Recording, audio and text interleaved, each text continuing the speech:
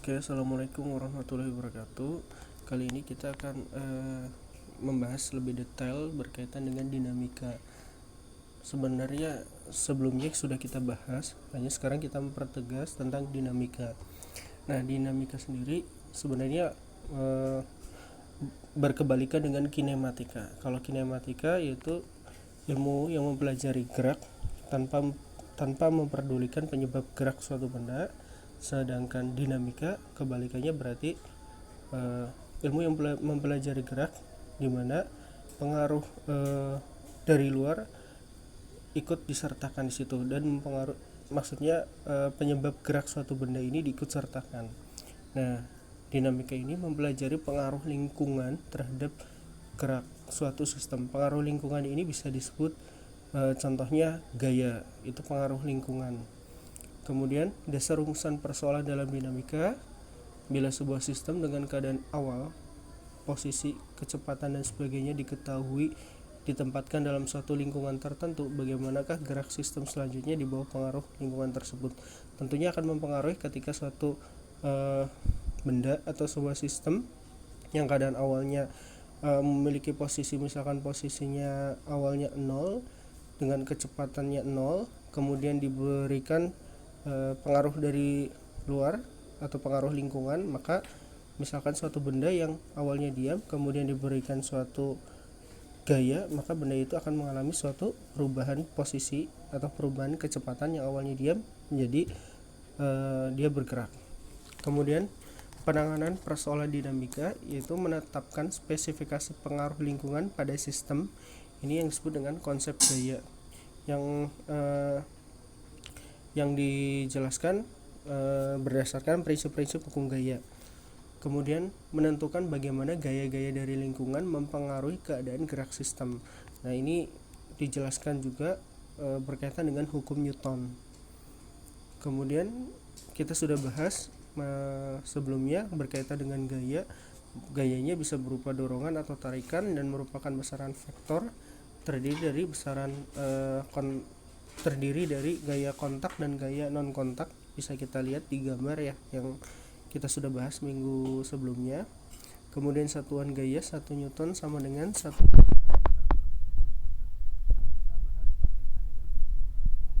Kita juga sudah bahas sebelumnya, yaitu hukum gerak, yaitu hukum 1 Newton. Dikatakan jika tidak ada gaya yang bekerja pada sebuah benda, maka keadaan gerak benda akan sama seperti semula, kecuali jika ada gaya eksternal yang bekerja padanya. Dengan kata lain, sebuah benda akan selamanya diam atau terus-menerus bergerak dengan kecepatan tetap jika tidak ada gaya eksternal yang bekerja padanya. Nah, ini kita juga sudah bahas yang hukum 1 Newton ini. Hukum 1 Newton juga merupakan hukum kelembaban. Kemudian kerangka acuan, termasuk kerangka acuan inersial, artinya kerangka acuan ini berlaku hukum Newton. Kemudian terdapat gaya eksternal di sini, yaitu gaya yang berasal dari interaksi antara benda dengan lingkungannya. Kemudian hukum 2 Newton, percepatan sebuah benda berbanding lurus dengan gaya neto yang bekerja padanya dan berbanding terbalik dengan masanya. F dan A merupakan vektor ya. Ini persamaannya sigma F sama dengan M kali A. Nah, ingat sigma F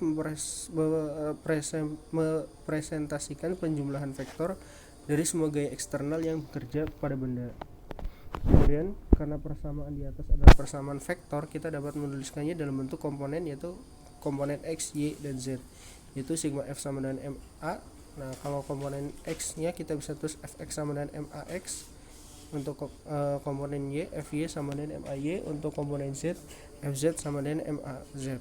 Nah, di hukum 2 Newton ini berkaitan dengan massa. Massa merupakan sifat khas yang dimiliki setiap benda. Kenapa disebut khas? Karena dimanapun kita meletakkan suatu benda, maka massanya akan selalu tetap. Beda dengan kalau kita ngomong berat. Berat bisa berubah kalau misalkan kita menempatkan di suatu tempat, misalkan berat benda di bumi dengan berat benda di luar bumi akan berbeda karena adanya suatu pengaruh. Kalau misalkan berat itu pengaruh gravitasi, sementara massa itu adalah khas, jadi mau dibawa kemanapun nilai massanya itu akan selalu tetap, sehingga massa ini disebut sebagai sifat khas yang selalu dimiliki setiap benda. Nah, massa ini berperan dalam menentukan besar kecilnya interaksi suatu benda dengan benda lain. Itu berhubungan dengan massa gravitasi. Kemudian massa juga merupakan ukuran kemalasan suatu benda untuk mengubah keadaan geraknya karena pengaruh gaya. Nah, massa gravitasi dan massa inersia ini besarnya sama ya. Kemudian massa dan inersia. Inersia merupakan kecenderungan sebuah benda untuk mempertahankan keadaan geraknya semula. Ini kita juga sudah bahas. Dan massa adalah ukuran dari inersia atau ukuran kemalasan sebuah benda untuk mengubah keadaan geraknya karena pengaruh gaya. Nah, kita bahas berkaitan dengan berat. Berat itu besarnya gaya gravitasi yang bekerja pada benda bermassa M di dekat permukaan bumi dinamakan berat W dari benda. W sama dengan M kali G adalah kasus khusus dari hukum 2 Newton. G dapat ditemukan juga pada hukum gravitasi umum. Nah, berbeda dengan massa, berat bukan sifat khas yang dimiliki sebuah benda. Jadi massa adalah sifat khas benda, sementara berat bukan sifat khas yang dimiliki sebuah benda. Jadi berat itu bergantung pada lokasi ya, sementara massa itu tidak bergantung pada lokasi. Kalau kita lihat di sini gambar berat di luar bumi atau di bulan akan berbeda dengan berat di bumi. Oke, ini atas konsep yang sudah kita bahas juga. Mobil yang melewati belokan dengan tidak mengubah laju, apakah terdapat gaya neto pada mobil tersebut ketika sedang melewati belokan? Jawabnya ya, karena ketika dia mengubah arah sama aja dia melakukan suatu perubahan arah. Nah, ketika dia mengubah arah artinya dia mengubah vektor, artinya terdapat di situ terdapat gaya. Nah, kenapa terdapat gaya? Karena F itu sama dengan M kali A. Artinya ada perubahan percepatan di situ. Percepatan itu tidak hanya besarnya saja, tapi percepatan juga berupa vektor. Nah, di sini ketika mobil berbelok atau dia melewati belokan, meskipun dia tidak mengubah laju, tapi dia mengubah arahnya, sehingga nilai percepatannya ada, yaitu berupa perubahan arah atau vektor, sehingga terdapat gaya neto yang di dalamnya. Ingat, gaya itu F sama dengan M kali A. Ketika ada percepatan, maka di situ ada gayanya. Kemudian percepatan muncul karena adanya perubahan laju dan atau arah dari sebuah benda. Jadi karena arahnya telah berubah, percepatan muncul dan sebuah gaya pasti telah diberikan pada mobil tersebut. Nah, kemudian hukum 3 Newton.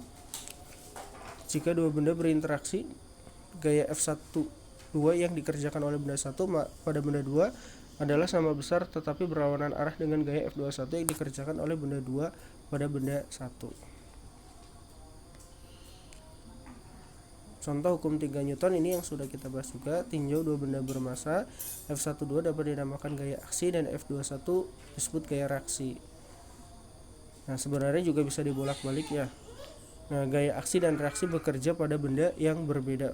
Jadi bukan pada satu benda tapi pada benda yang berbeda. Oke. Kemudian penggunaan hukum Newton yaitu asumsi bahwa benda dipandang sebagai partikel itu dapat mengabaikan gerak rotasi. Kemudian massa tali diabaikan, hanya ditinjau gaya yang bekerja pada benda dapat mengabaikan gaya reaksi. Kemudian diagram bebas benda. Identifikasi semua gaya yang bekerja pada benda, pilih sistem koordinat yang tepat. Jika diagram bebas benda keliru, maka solusi yang dihasilkan juga akan keliru juga. Nah, kita akan membahas contoh kasusnya di video selanjutnya.